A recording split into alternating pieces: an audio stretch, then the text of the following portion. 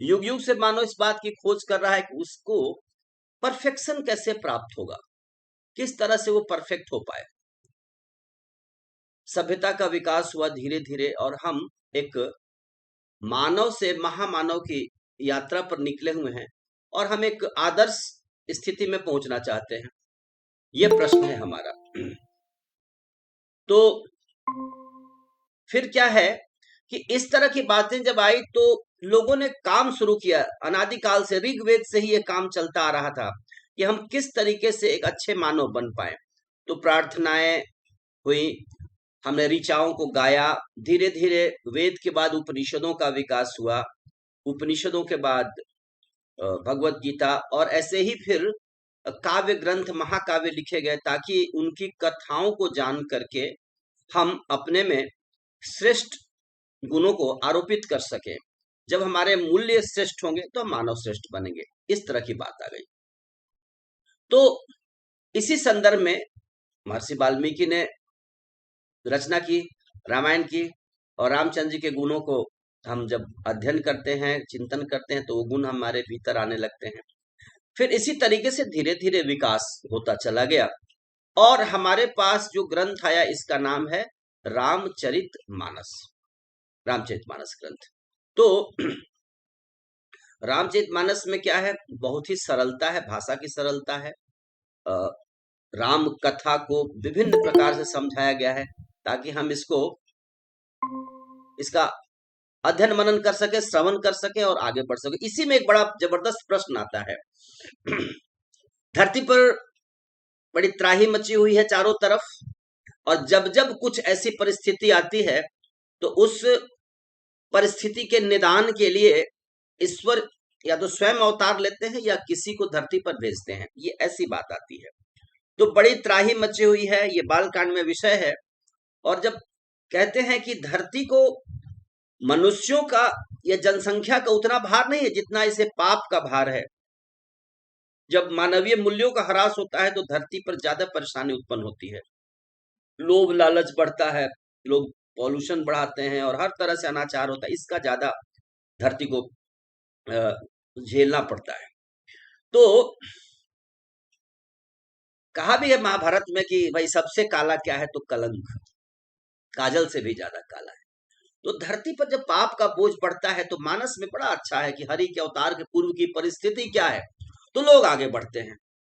अब होता है कि भाई प्रार्थना की जाए, स्तुति की जाए, बड़ा बढ़िया प्रश्न आता है वहां पर।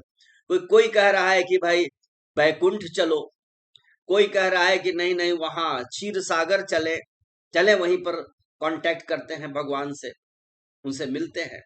लेकिन वहां पर बड़ी सुंदर आख्यान आता है, ते ही समाज उमा मैं रहूं, अवसर पाई वचन एक कहूं, हरि व्यापक सर्वत्र समाना, प्रेम ते प्रभु प्रगट ही मैं जाना। कि हरि तो सर्वत्र व्याप्त है, सर्वत्र व्याप्त हैं, उनको खोजना कहाँ है। ते ही समाज उमा में रहूं। इस आपको पता है मानस कथा के कौन है सबसे पहले कथावाचक? भगवान शिव हैं। रचि महेश निज मानस राखा, ये कथा पार्वती माता को कह रहे हैं। और कथा कहते कहते कह रहे थे कि इस कथा का मैं भी पात्र हूं। अभी जो कथा चल रही है इसमें मैं खुद था। ते ही समाज उमा में रहूं, कि हे उमा, उस समाज में, धरती को त्राण दिलाने वाले समाज में, प्रयास करने वाले समाज में मैं भी था। ते ही समाज उमा में रहूं। ठीक, लेकिन ऐसे नहीं बोल देना चाहिए कुछ भी बोलो, कोई कुछ पूछता नहीं, बोल नहीं। सबको अपना अपना ऑप्शन दे रहा है, बाकी शिव जी सुन रहे हैं। तो हमें अच्छा श्रोता बनना चाहिए कहीं भी, ये नहीं कि अपने विचार तुरंत देने लगे। लेकिन हाँ, अवसर पाई वचन एक कहूं। जब अवसर आया तब हमने एक वचन कहा। क्या कहा? हरि व्यापक सर्वत्र समाना, प्रेम ते प्रकट हो ही मैं जाना, अग जग में जस रहत विरागी, प्रेम ते प्रभु प्रगट ही जिमि आगी। तो जैसे घर्षण करने से काष्ठ से अग्नि का उद्भव हो जाता है, वैसे ही जहां कहीं भी प्रेम से प्रार्थना की जाए, भगवान वहीं अवतरित हो जाते हैं। ये बड़ा भारी मैसेज दिया गया। मदभक्ता यत्र गायन्ति नाहम बसामि वैकुंठम योगी नाम हृदय नच। मदभक्ता यत्र गायन्ति तत्तिष्ठामि नारद। भगवान ने एक बार नारद जी को कहा कि न तो मैं योगियों के हृदय में बसता हूं, न तो मैं बैकुंठ में बसता हूं, ना हम बसामि वैकुंठम योगी नाम हृदय नच। मैं फिर कहां बसता हूं भाई, फिर आप होते कहां हैं? मदभक्ता यत्र गायन्ति तत्तिष्ठामि नारद। जहां भक्त हमारा गायन करते हैं, गुणों का गान करते हैं, वहीं मैं रहता हूं। भगवत गीता में है, बोधयन्तः परस्परम दुष्यन्ति च रमन्ति च। भक्त मिल करके एक दूसरे का बोध करते हैं और इस तरह से संतुष्ट होते हैं, ठीक है, और वहीं पर प्रभु का निवास हो जाता है। जैसे रामचरितमानस का जहां पाठ होता है, वहां राम तो होते ही हैं, उन्हीं की प्रार्थना होती है, लेकिन हनुमान जी आकर के विराजमान हो जाते हैं। तो से ही समाज उमा में रहू, अवसर पाई बचन एक कहू, हरि व्यापक सर्वत्र समाना, प्रेम ते प्रकट हो ही मैं जाना। ये बड़ा महत्वपूर्ण संदेश है, इसे हमें गाना भी आना चाहिए। और ये एक मैसेज है। मैसेज देखिए क्या है, कितना महत्वपूर्ण मैसेज है। आज के वैज्ञानिक जमाने के लिए कितना महत्वपूर्ण मैसेज है कि किसी भी बाह्य आडंबर और व्यवस्था की उतनी जरूरत नहीं है जितना कि हृदय की प्रेम की आवश्यकता है, जितनी व्याकुलता की आवश्यकता है, जितनी उत्कटता की आवश्यकता है। मतलब हमें खुद को ही प्योरीफाई करना है। We should purify our heart. हम अपने हृदय की अगर शुद्धि करें तो हम तो यहीं पर सब कुछ प्राप्त कर सकते हैं, कहीं नहीं जाना है। तो ये एक बड़ा मैसेज है और ये बहुत ही मॉडर्न है, आज के जमाने के लिए सबसे समीचीन है। इस संदर्भ में भगवत गीता बड़ी अच्छी बात कहती है। पहले तो भगवत गीता कहती है 9वें अध्याय के 26वें श्लोक में, पुष्पम पत्रम फलम तोयम यो मे भक्त्या प्रयच्छति तदहम भक्त्युपहृतम अस्नामि प्रयतात्मना। कि देखो भाई, ज्यादा टेंशन मत करो, ये जो पूजा अर्चना वंदना उपासना, इसके लिए कोई परेशानी नहीं करनी है। तुम्हारे आसपास क्या पुष्पम फूल उपलब्ध है, पत्रम कुछ पत्ते उपलब्ध हैं, फलम कुछ फल उपलब्ध है, तोयम जल उपलब्ध है। तो फल जल फूल और पत्ते पुष्प पत्र जो उपलब्ध हैं, तुम इसी को समर्पित कर दो। क्या चक्कर में फंसे हुए हो, फलानी चीज ऑर्डर करें, नहीं, तुम्हें जो सहज उपलब्ध है वो समर्पित करो। वासना हो गई, मैं स्वीकार करता हूं। लगा उन्हें कि ये भी डिफिकल्ट है थोड़ा, भाई कहां जाएगा पत्ता और फूल और ये तोड़ने। कोई भी व्यक्ति जीने के लिए कुछ काम तो करता है, ठीक। इस धरती पर एग्जिस्ट करने के लिए, इस प्लेनेट पर रहने के लिए वर्क तो सब लोग कर रहे हैं, कोई ना कोई कंट्रीब्यूशन का काम सब कर रहे हैं। तब उन्होंने अगले श्लोक में कहा, 9वें अध्याय के 27वां श्लोक, बहुत महत्वपूर्ण, बहुत कृपा करके बात जो कह दी, वो क्या कहा उन्होंने कहा, यत् करोसि यदनासि यज्जुहोसि ददासि यत् तपस्यसि तत् कौन्तेय कुरुस्व मदर्पणम। कि तो तुम जो कुछ भी करते हो, जो तपस्या करते हो, खाते हो, यज्ञ करते हो, जो कुछ भी करते हो, तुम उसे समर्पित कर दो और इसी से तुम्हारी उपासना हो जाएगी, तुम्हारी शुद्धि हो जाएगी, तुम्हारा उत्थान हो जाएगा और तुम परफेक्शन को प्राप्त करोगे। परफेक्शन के लिए बड़े शब्द भारत में हमारे शास्त्रों में दिए गए हैं। परफेक्ट मैन को क्या कहा गया है? स्थित प्रज्ञ, गुणातीत, ज्ञानी, भक्त। निश्चित प्रज्ञ तो कहा ही गया है, कभी कभी महावीर कहा गया है, जैसे हनुमान जी थे, महावीर विनवऊ हनुमाना जास राम जासु जस आप बखाना। हम साधारण मानव हैं, वो कायर तो नहीं है, वीर है, लेकिन वीर बनने से काम नहीं चलेगा। महावीर, जैसे वर्धमान महावीर स्वामी थे। महावीर वो है जिसकी जो कमियां हैं, जिसकी सारी कमजोरियों ने उसे छोड़ दिया है, वह महावीर है। अब उसे बाह्य परिस्थितियां स्पर्श नहीं कर सकती, बाहर की परिस्थितियों का जिस पर प्रभाव नहीं पड़ सकता, वह महावीर है। स्थित प्रज्ञ कौन है? जिसके सारे निर्णय सही जाएंगे, निर्णय लेने की अपार क्षमता। ये कैसे आती है? महावीर में ही आ सकती है। तो वही महावीर है, वही गुणातीत है, वही ज्ञानी है, वही भक्त है, वही स्थित प्रज्ञ है। ये सब परफेक्ट होने के लिए हमारे शास्त्रों ने ये शब्द दिए, सब इक्विवेलेंट हैं। तो हम महावीर बन जाते हैं, हम स्थित प्रज्ञ बन जाते हैं, हम ज्ञानी बन, कैसे? अपनी शुद्धि करके। और अपनी शुद्धि, अपना प्योरिफिकेशन कैसे कर सकते हैं? तो जो कुछ भी करते हैं उसको समर्पित करें, उसे पूजा भाव, उपासना भाव, अर्चना भाव से समर्पित करें। और प्रार्थना के लिए किसी भी बाह्य आडंबर की आवश्यकता नहीं है। बाह्य आडंबर ज्यादा है और हृदय की निर्मलता कम है। हृदय की निर्मलता को आराम से बढ़ाया जा सकता है, और इसके लिए किसी भी बाह्य साधन की आवश्यकता नहीं है। किसी भी दूसरे एक व्यक्ति को दूसरे पर निर्भर करने से भी कुछ नहीं होगा, क्योंकि मेरी शुद्धि कोई दूसरा नहीं कर सकता। फ्रेंच में बड़ा अच्छा एक कहावत है कि तुम किसी भी घोड़े को नदी के पास तो ले जा सकते हो, किंतु जल नहीं पिला सकते। जल तो वह घोड़ा तभी पिएगा जब उसे प्यास लगेगी। तो भाई ऐसा है कि जब अपनी प्यास को हम खुद ही बुझाते हैं, तो बताइए कि हमारी शुद्धि कौन करेगा? हमारा प्यूरिफिकेशन हम खुद ही करेंगे, कोई बाह्य साधन नहीं कर सकता है। जैसे पक्षी के अंडे की सबसे बड़ी सहायता क्या है? उसके साथ कोई भी छेड़छाड़ न करे, तभी उसमें से पक्षी निकल आता है, शिशु पक्षी निकल आता है। आपने पढ़ा होगा रक्षा में हत्या। ज्यादा टच करने से, ज्यादा डिस्टर्ब करने से उससे उसका विकास नहीं फिर हो पाता। इसी तरह से व्यक्ति का विकास उसी पर निर्भर है। ये ते ही समाज उमा में रहू अवसर पाई बचने, हरि व्यापक सर्वत्र समाना, प्रेम ते प्रकट हो ही मैं जाना। इसमें यह कहा गया है कि हम हृदय की पुकार से ही अपनी शुद्धि कर सकते हैं, आत्म साक्षात्कार कर सकते हैं। बाहर के जितने भी साधन है उसका बहुत कम महत्व है, बहुत कम महत्व है। कैसा वस्त्र पहने हुए हैं, कौन से आसन पर बैठे हुए, इनका उतना महत्व नहीं है, बहुत कम है। अब आज के जमाने में क्या हो गया है? देखिए भाई, हम सब पथिक हैं। देह पर मत जाइए, शरीर की उम्र है, इस देह की उम्र है। अदरवाइज हम सब आत्मा है, तो हम पथिक हैं, सब यात्रा पर निकले हुए हैं। अब एक पथिक दूसरे पथिक को क्या मदद कर सकता है? ठीक है, अब दिवाकर सर और हम किसी यात्रा पर निकले, तो हम एक दूसरे को मदद ही तो कर सकते हैं, यही तो कर सकते हैं। तो एक पथिक दूसरे पथिक को की सहायता करे, बहुत अच्छी बात है। प्रेरित करे, प्रेरणा हम एक दूसरे को दे सकते हैं। बोधयंतः परस्परम, यही तो कहा गया है।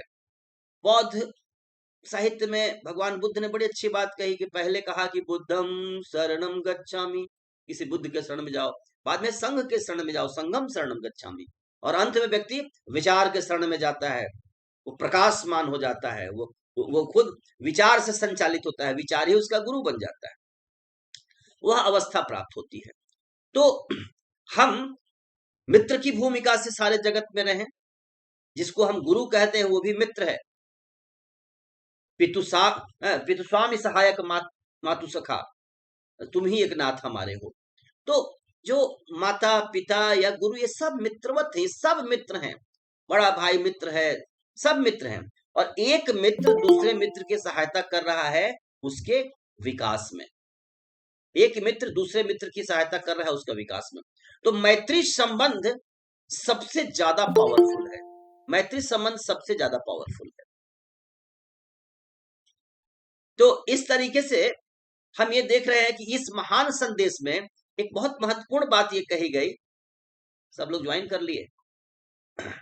महान संदेश में ये कहा गया कि सब कुछ सरल है, बहुत सरल है। यही भगवान शिव यहाँ कह रहे हैं कि अवसर पाई बचने कहो, हरि व्यापक सर्वत्र समाना, प्रेम थे। तो इस प्रेम की आवश्यकता है। और हम जहां कहीं भी हो, हम हिमालय पर हैं या हम श्रीलंका में हैं, इक्वेटर पर है, कोई मतलब नहीं होती। जहां कहीं भी हम प्रेम पूर्वक प्रभु को पुकारेंगे, वहीं पर हमारी प्रार्थना सुनी जाएगी।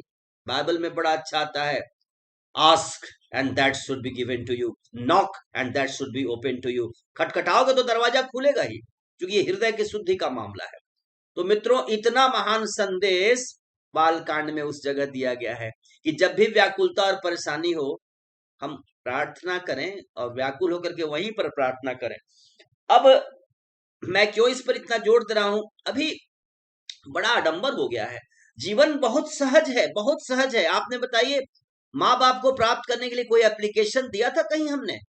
कोई डोनेशन हमने कहीं दिया है? नहीं दिया है। माँ बाप मिल गए। कितनी बड़ी सुविधा है माँ बाप, कितनी बड़ी सुविधा। आप समझिए, आप आपको धरती पर लाने वाला और पाल पोस करके बड़ा करने वाला माँ बाप दे दिया। वह दयालु परमेश्वर नाक के निकट ही, नासिका के निकट ही उसने प्राणवायु की व्यवस्था कर दी है। आप जी सकें इसके लिए माँ के शरीर में ही दूध की व्यवस्था की। बिल्कुल शरीर के टेम्परेचर पर बच्चे को दूध मिलता है। जो इतना कृपालु परमेश्वर है, वो कैसे हमें भूल सकता है? क्या वो हमें दिशा निर्देश नहीं देगा? क्या वो हमें गाइडलाइन नहीं देगा? ऐसा हो ही नहीं सकता। हमारा विकास हो, इसके लिए पूरी सृष्टि सजी संवरी हुई है।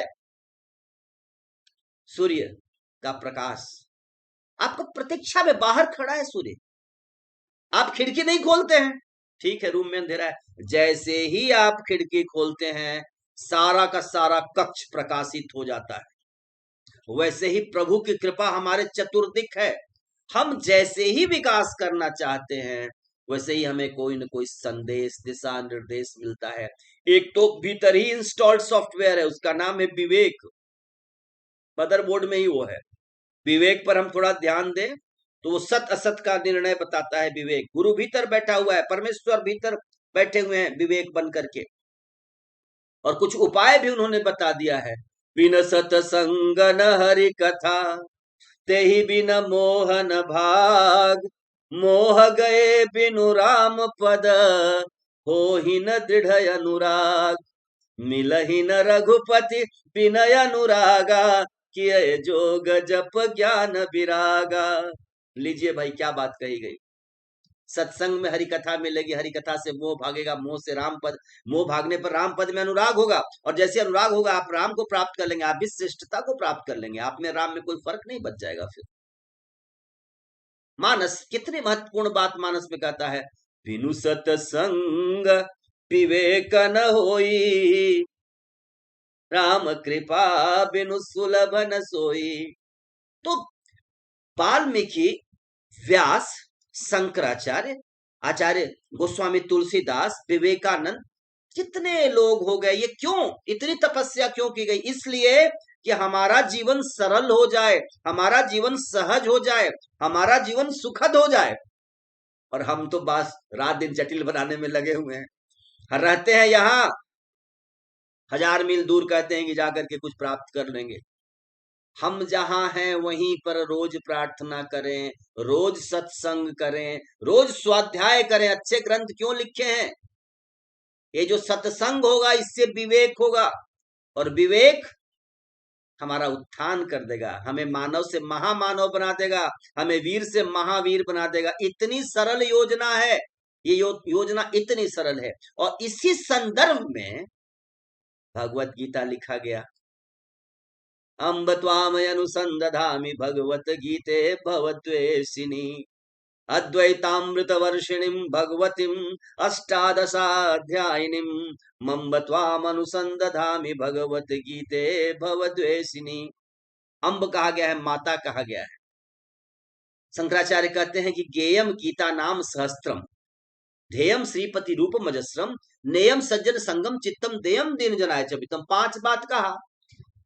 गीता का पाठ करो, विष्णु सहस्त्रनाम का पाठ करो, विष्णु जी भगवान का ध्यान करो, सज्जनों की संगति करो, और कुछ दान पुण्य करो, कुछ ऐसा भी काम करो।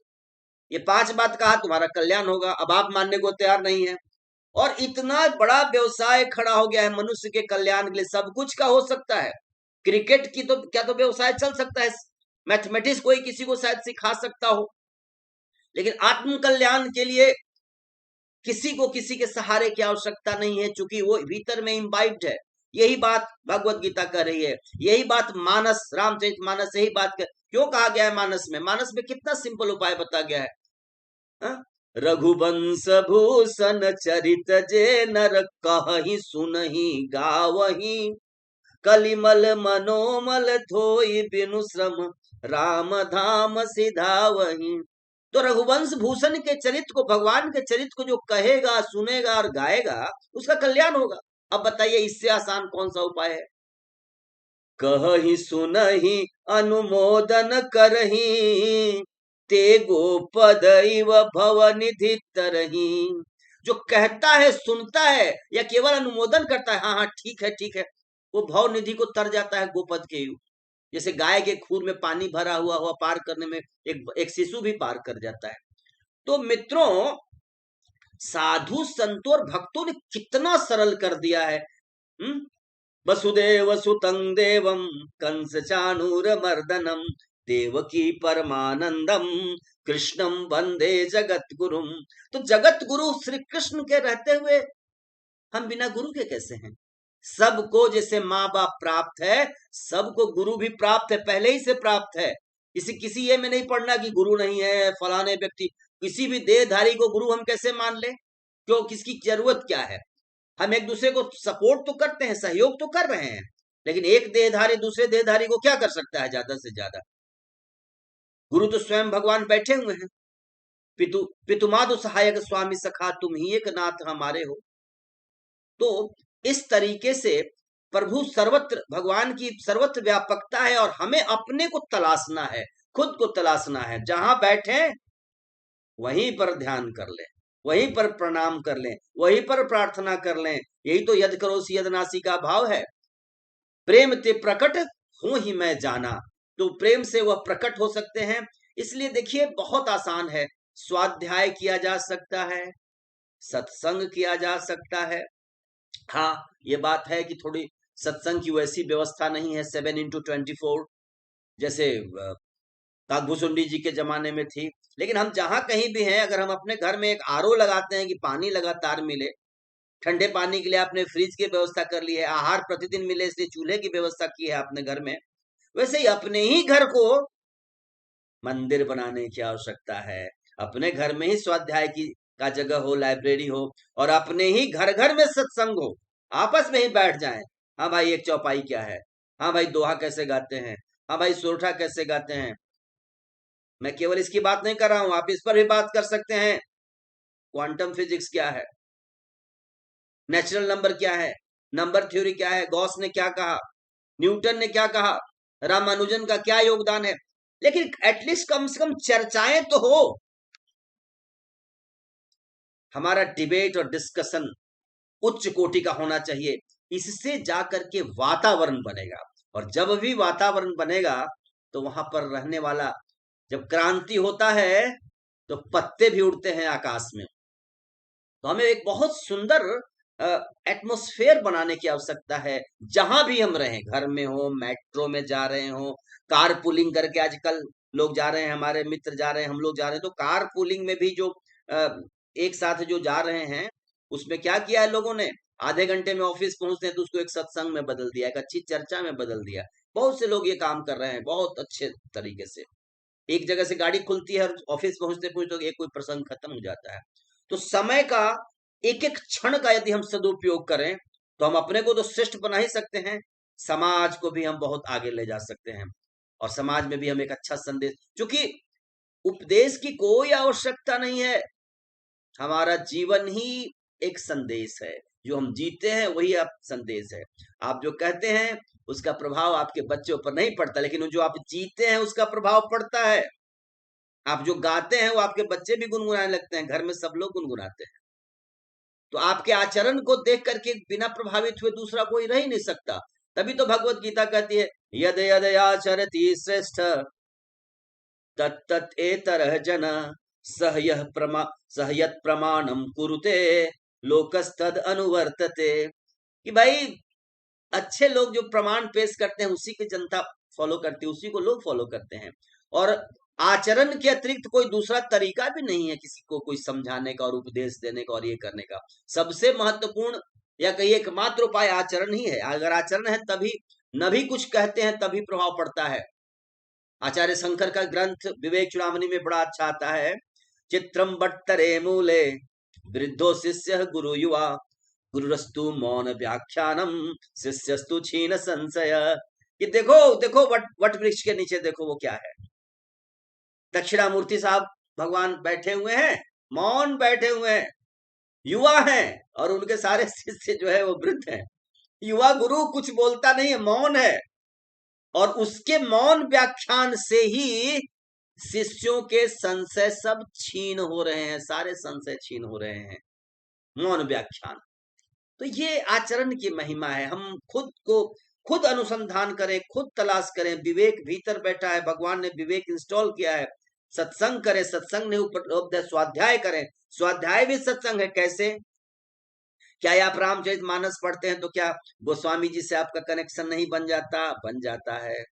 कुपुत्रो जायते क्वचिदपि कुमाता न भवती, क्या ये गाते हैं तो आपका शंकराचार्य से कांटेक्ट नहीं बनता? क्या भगवत गीता पढ़ते समय आप भगवान कृष्ण के साथ नहीं हो जाते? आप क्या कृष्ण अर्जुन संवाद को अपनी आंखों से नहीं देखते? नेत्र से देखते हैं। जैसे ही हम अध्ययन, उदाहरण के लिए आप सुंदरकांड पढ़ते हैं तो आप क्या होते हैं? आप हनुमान जी के साथ होते हैं। आप भी उस दल में शामिल होते हैं जो समुद्र के किनारे पहुंचा हुआ है। आपकी पूरी चेतना वहां पहुंच जाती है। देश और काल का अतिक्रमण करके आपकी चेतना वहां पहुंचती है और आप सत्संग में ही होते हैं। इस बात पर ध्यान दीजिए। ग्रंथ पढ़ना सत्संग करना ही है। जब आप गुरु नानक को पढ़ते हैं या गाते हैं, हुक्म रजाई चलना ते नानक लिखिया नाल, तो आप नानक जी के संपर्क में होते हैं। तो ये हम पर है कि हम किसके संपर्क में रहें। कितने देर हम आइंस्टीन के साथ रहते हैं, कितने देर हम तुलसीदास के साथ रहते हैं, ये सब यहां से कंट्रोल होता है। तो इसी को हमें सुधारना है। मन को ही, तीर्थ भी मन ही करता है, देह नहीं करता तीर्थ। देह को आप तो, शरीर तो आप ले जाते हैं कहीं भी।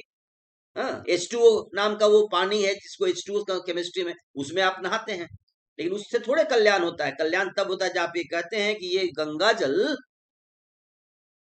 भगवान के नख से, भगवान शंकर के जटा से जब ये भाव आता है तो वही गंगा जल हमारा कल्याण कर देता है। और वो भाव हम कहीं भी प्राप्त कर सकते हैं। इसलिए साधना मन से होती है और कहीं भी हो सकती है। उत्कटता की आवश्यकता है, व्याकुलता की आवश्यकता है और पात्रता की आवश्यकता है। जब जब जब अमरूद पकेगा तो तोता स्वयं आ जाएगा, और जब हम पात्र बन जाएंगे, जब हमें प्राणे की इच्छा उत्पन्न हो जाएगी, जब हम सही पात्र बनेंगे, तो हमें प्रभु की योजना के अनुसार हमें अच्छे दिशा निर्देश मिलेंगे, हमें इंस्ट्रक्शन मिलेगा और हमारा विकास तो निश्चित ही है। क्योंकि हम रहते कहाँ हैं? हम कहीं दूसरे जगह नहीं रहते, हम उसी प्रभु के गोद में ही तो रहते हैं। ये सृष्टि उन्हीं की गोद है। बड़ी अच्छी व्याख्या मानस कहता है कि अनन्य भक्त कौन है? भगवान के मुंह से ही कहलाया गया है। तो सो अनन्य जाके असी मति न टरे हनुमंत, मैं सेवक सचराचर रूप स्वामी भगवंत। चारों तरफ उसी परमेश्वर का रूप है। तो अब मैं अपनी वाणी को विराम दूंगा। सिया राम मैं सब जग जानी, करहु प्रणाम जोरी जुग पानी। मित्रों, ये विज्ञान की बड़ी महिमा है कि मैं कहाँ नोएडा में और आप कहाँ कहाँ सब बैठे हैं, सब लोग कनेक्ट हो गए एक दूसरे से। और ये मेरे लिए एक राम नाम ही है, मेरे लिए एक भक्ति है, एक चिंतन है। और आप सबों का प्यार, आप सबों से कनेक्ट हो जाना बहुत ही आनंददायक है। ये जो हम कर रहे हैं ये और कुछ नहीं है, ये सत्संग ही है। अभी मैं देख पा रहा हूँ महेंद्र नाथ सर, सुनील सर, अलका सिंह, कुमार रविशंकर, नगेंद्र पांडे साहब और हमारे दिवाकर सर, ये सब लोग इसमें अ, अ, मतलब शामिल हैं, सुन रहे हैं। और मुझे किसी कारण से समय बदलना पड़ा। वस्तुतः ये रविवार को होना था, लेकिन रविवार को कहीं जाना है तो मैंने आज का समय चुन लिया है। और सत्संग में कोई नहीं, एक आदमी भी ठीक है, दो आदमी भी ठीक है। जो कोई भी बोलता है उसका भाव होना चाहिए कि वो भजन कर रहा है, वो राम नाम कर रहा है, ऐसा उसका भाव होना चाहिए। तो बहुत अच्छी बात है। अगर आपके पास कोई प्रश्न है तो ठीक है। Divakar sir.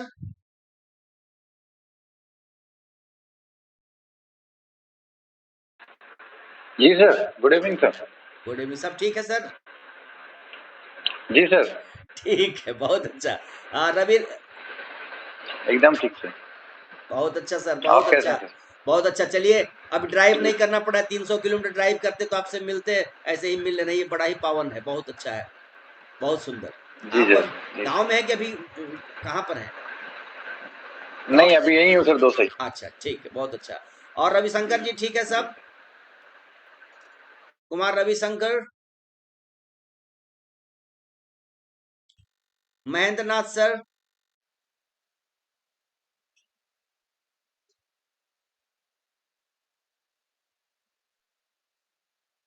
Nagendra Pande sir,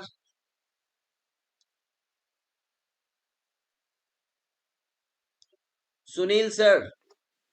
Acharya sir की जय हो। जय हो सर, जय हो। आप मेरा बहुत प्रोत्साहन कर रहे हैं और आपको श्रोता में पा करके तो मैं मतलब गदगद और धन्य हो जाता हूँ। सर कितना बढ़िया बोलते हैं आप। अरे तो सर कितना अच्छा। ये आपके आपका मित्र न होता तो मैं बोल पाता? ये तो आपने सिखाया बोलना मुझे बैठा अरे सर बैठा बैठा के। मैं और और देखिए क्या मजेदार है कि आप तो बोल रहे हैं कि मैंने सिखाया और मुझे ही नहीं आता है। तो मुझे दे दिया ना आपने। आपने तो मुझे सब प्रदान कर दिया है। और आप तो आपकी ये महानता है। आपने मुझे सदा ही प्रेम दिया और मुझे बोलना, मैं तो समझता हूँ कि मैं सीखा आप ही से, बात करते करते ही तो सीख गया इतना। बहुत अच्छा सर, बहुत अच्छा। ये बड़ी मेहरबानी, बहुत अच्छा। इस चीज को हम लोग, ये विज्ञान की बड़ी महिमा है। बड़ी मैं प्रसन्न हूँ कि इसके चलते हम लोग जुड़ पा रहे हैं। अलका, सही बात है। अच्छा ये भी नागेंद्र पांडे सर, नागेंद्र पांडे सर, अलका सिंह। प्रणाम सर। कैसी हैं? बढ़िया सर। सर मैं अपना परिचय दे दूं, मैं अमरेंद्र जी की वाइफ। आप मिले होंगे, आप लोग 15 दिन पहले एक यहाँ लाल रेजिडेंसिया में। उन्होंने बिल्कुल। आपकी इतनी तारीफ की ना कि क्या बोलते हैं सर, तुम सुनना पहले, ठीक है? तो आज ना मैं एकदम मोबाइल लेके बैठी थी, टाइम से करूंगी, लेकिन पता नहीं वो 8:30 बजे ना वो लॉगिन हो ही नहीं रहा नहीं था नहीं, मेरा उसमें। भी एक्चुअली क्या हो रहा है कि मैं तो ऑनलाइन बहुत काम करता हूँ, लेकिन 2 बार ऐसी घटना घटी। आज भी बच्चों ने राउटर को, अब मुझे कुछ चेंज करना पड़ेगा। लगता है कि मैंने फ्यूजन नेट लिया है 4-5 साल से, कोई दिक्कत नहीं आ रही थी। लेकिन इधर 2 लेक्चर के दिन, उस दिन भी मेरी बड़ी गड़बड़ी हुई। मैं तो मोबाइल पर उस दिन किया और मुझे अच्छा नहीं लगा, क्योंकि मोबाइल हाथ से पकड़ना पड़ता है। मेरे को हाथ का मूवमेंट चाहिए फ्री, क्योंकि मैं टीचर हूँ। जी। तो मैं से लेकिन अमरेंद्र सर तो मुझे 5 मिनट में ही मिले। लगता है कि जन्मों से मेरा उनका नाता था। ऐसा जुड़े हम लोग, मतलब वो थोड़े ही समय के लिए मिले, लेकिन वो बड़े अच्छे वक्ता और बड़े ऊर्जावान हैं। वो तो भारत की बड़ी सेवा कर रहे हैं वो, वीरेंद्र जी।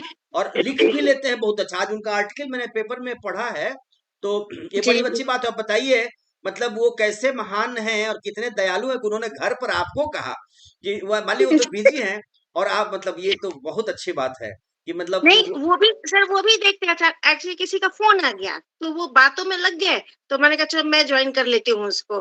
तो फिर मैंने ज्वाइन कर लिया, और जब नहीं लग रहा था मैं सोची आज मेरी किस्मत में नहीं है लगता है आपका सुनना। नहीं नहीं, लेकिन फिर 3 मिनट देखा के कि बाद 10 मिनट के बाद मेरे लग बच्चों गया। ने राउटर जब ठीक किया, 3 मिनट के बाद तो वो लग गया। 3 मिनट के बाद वो लगा और